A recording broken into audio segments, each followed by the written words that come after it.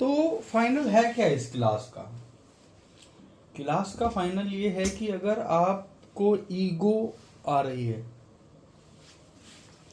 अगर आपको ईगो आ रही है तो आप आइडेंटिटी के ऊपर वाले लेयर की तरफ है, और अगर आपको फियर आ रहा है तो आपको आइडेंटिटी की इनर लेयर पे काम करना है।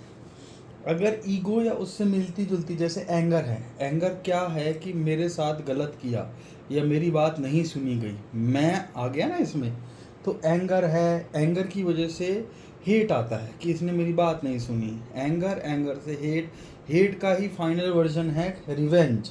रिवेंज के साथ इंसान को लगता है कि मैं नंबर 1 रहा हूँ, उसकी एक्सपेक्टेशंस, अटैचमेंट, ये सब जो है ये आउटर लेयर के काम है, ठीक है ना। और फियर, फियर की वजह से क्या आता है? Worry, loneliness, impatient, restlessness, not worthy, ठीक है, not enough, not lovable, self rejection, guilt और शेम। तो अगर आपको ईगो के विचार आ रहे हैं तो आपकी आउटर लेयर पे काम करने की ज़रूरत है, और अगर आपको फियर के विचार आ रहे हैं तो आपको इनर लेयर पे काम करने की ज़रूरत है। जब ईगो आए तो एक ही वो चीज़ कि आप ये मनन करो कि कैसे ऐसा हुआ कि दुर्योधन के पास सब कुछ था, सारे रिसोर्सेज थे, उसके बाद भी वो जीत नहीं पाया। यानी बिना परमात्मा के जीत मुमकिन नहीं है। फिर आपकी क्या वैल्यू रहेगी? इसके होश में रहो। राहुल गांधी, उसके पास सारे रिसोर्सेज थे, सिर्फ उसके अंदर अपने ही तो स्पीकिंग स्किल्स की कमी थी। सारे रिसोर्सेज के बाद भी अगर वो नहीं चाहे तो मुमकिन नहीं। तो कभी भी ईगो आए तो इस बात को याद रखना। दूसरी चीज, फियर, फियर, वरी, इम्पेशंस, उस टाइम आपको ये पता होना चाहिए कि परमात्मा तत्व क्या है।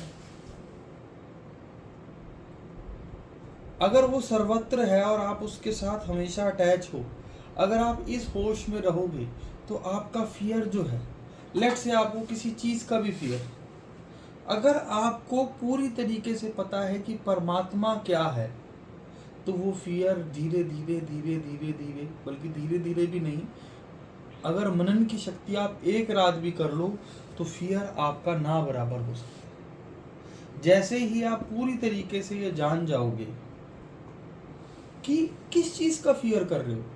अर्जुन अकेला था श्री कृष्ण के साथ और सारी सेना को हरा दिया।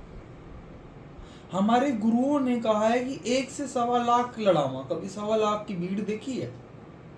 क्या था उनके अंदर ये चीज डाल दी गई थी कि परमात्मा तत्व आपके साथ है। ये जो 1.25 लाख खड़े हुए हैं, इनके अंदर से भी अगर परमात्मा तत्व ले लिया जाए तो ये तो लाश है, इनकी कोई वैल्यू ही नहीं रही। तो आपका जो फियर है, जो वरी है, जिस भी चीज को लेके है, अगर आप एक बार परमात्मा तत्व के साथ अटैच हो जाओगे तो आपको ये पता चलेगा कि उस प्रॉब्लम के अंदर भी तो परमात्मा तत्व है। और अगर परमात्मा तत्व आपके हैं, यानी उस प्रॉब्लम को भी जो चला रहा है वो आपका है, तो प्रॉब्लम से क्या डरोगे? लोनलीनेस, लोनलीनेस सिर्फ तब तक है जब तक आपको ये ना पता चल जाए आप उस ओमनी प्रेजेंट सेल्फ के साथ एक ना हो जाओ। तो ईदर इट्स फियर और इट्स ईगो, दोनों को ही बैलेंस करके चलना और समता है। जब ईगो जागी तो बताओ कि अरे दुर्योधन ने क्या कर लिया था, उससे बड़ा है क्या तू, ये बता।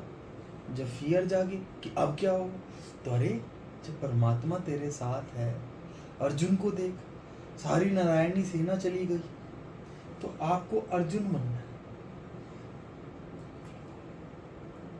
अर्जुन जिसने फियर अपना सारा कृष्ण को दे दिया, पर वो दे तब पाओगे जब जान जाओ कि उसके डायमेंशंस क्या हैं। जब आपको ये पता होगा कि उसके अंदर भी तो वो है। कोई भी ईगो, ये मैंने आपको पहले भी समझाया था कि आप ये हो और आपकी लाइफ की कोई भी प्रॉब्लम है, वो ये ईगो की आइडेंटिटी है। इधर रुक जाओ अभी, इधर इट्स फाइनेंस और एनीथिंग, उस ईगो के अंदर भी तो परमात्मा तत्व है। और उसको चारों तरफ से घेर भी परमात्मा तत्व ने रखा है।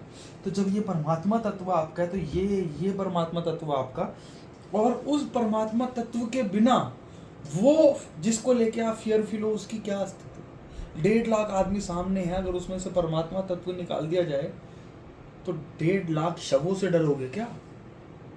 ये होश सद जाए तो ना वरी रहेगी, ना फियर रहेगा, ना ईगो रहेगी, ना हेट्रेट रहेगी, ना एंगर रहेगा, ना रिवेंज रहेगा। ये 2 चीज़ों में फंसा हुआ, या तो बाहर की ईगो में या अंदर के फियर में। ठीक है।